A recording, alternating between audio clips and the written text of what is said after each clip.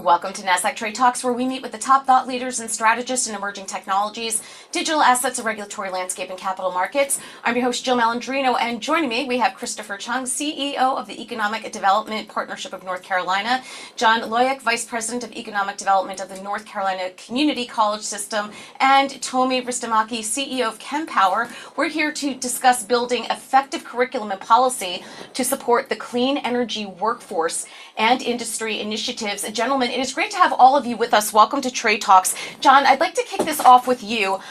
Despite the significant benefits that we're seeing with the adoption of AI and data analytics in the energy services, there are some challenges that exist there, including data privacy concerns and the need for skilled professionals as you integrate these legacy systems. Will the workforce be able to support that demand?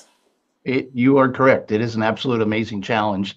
And it's something that I think North Carolina has a strong history of. We've got a legacy of keeping up with these types of needs. I would say traditionally, the community college system in any state would be one that's viewed as a place to go for folks with skills in automotive industry, folks who are working in construction, folks in the trades in particular.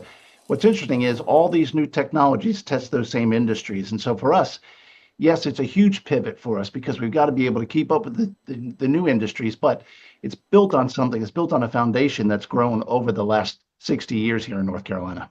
All right, and John, we're going to get back to how the community college system is integrated into all this. But Chris, when you think about the clean energy policy and infrastructure environment, how it looks now, are we prepared to meet the aggressive goals that have been set, let's say in the next 5 to 10 years? Well, we think we are. We've been well positioned here in North Carolina with both a strong policy environment and, as John said, a workforce development system that's really gearing up to train our workers and upskill them for the demands that this industry is going to have over the foreseeable future. And I think that's backed up by the numbers with our success.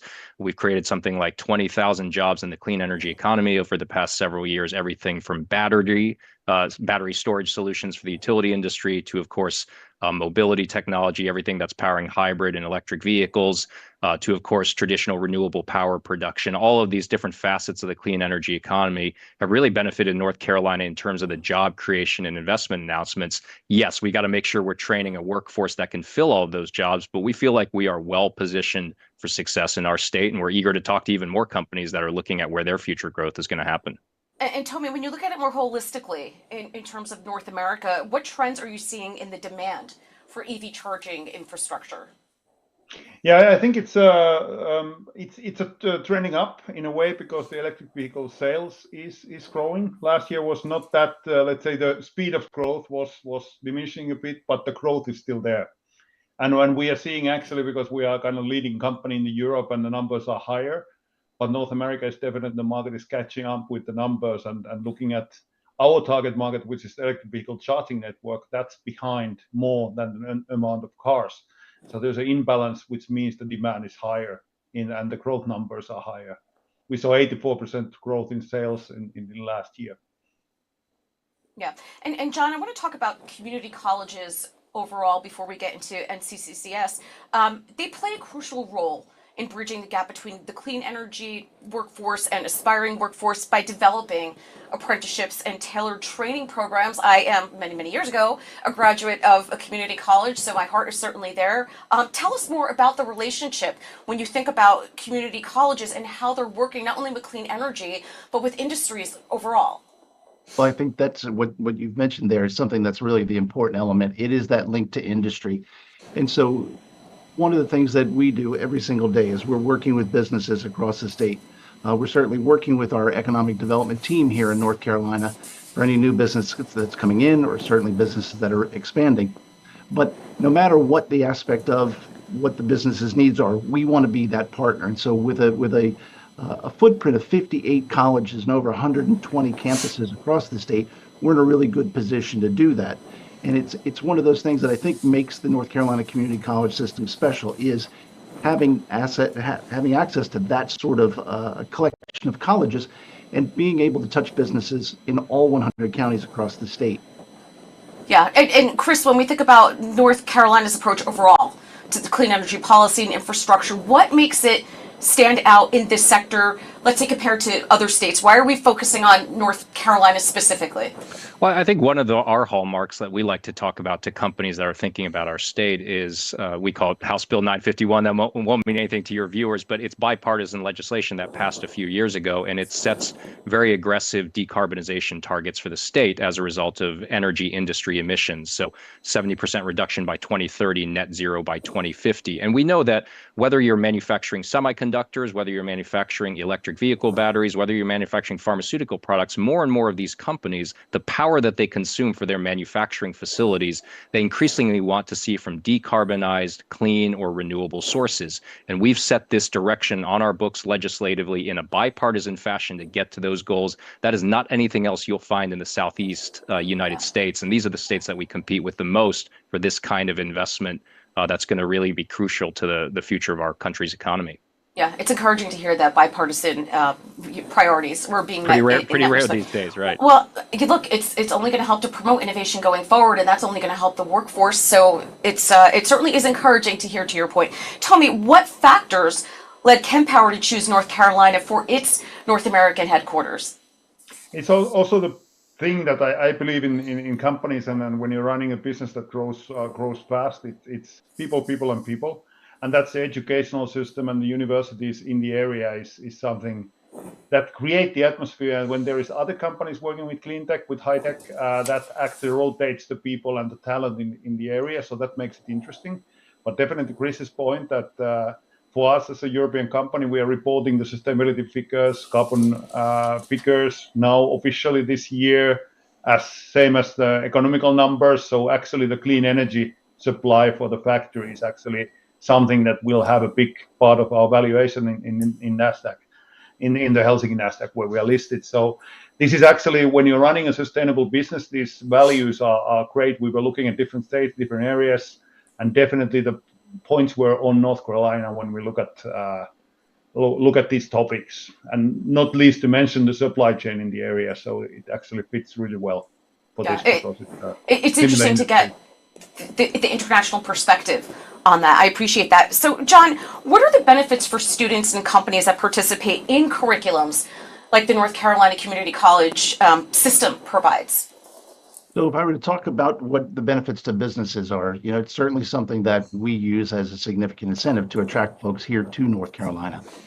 So any business that is coming in that is committing to jobs and investment here in the state is going to be supported through a program that we call NC Edge Customized Training.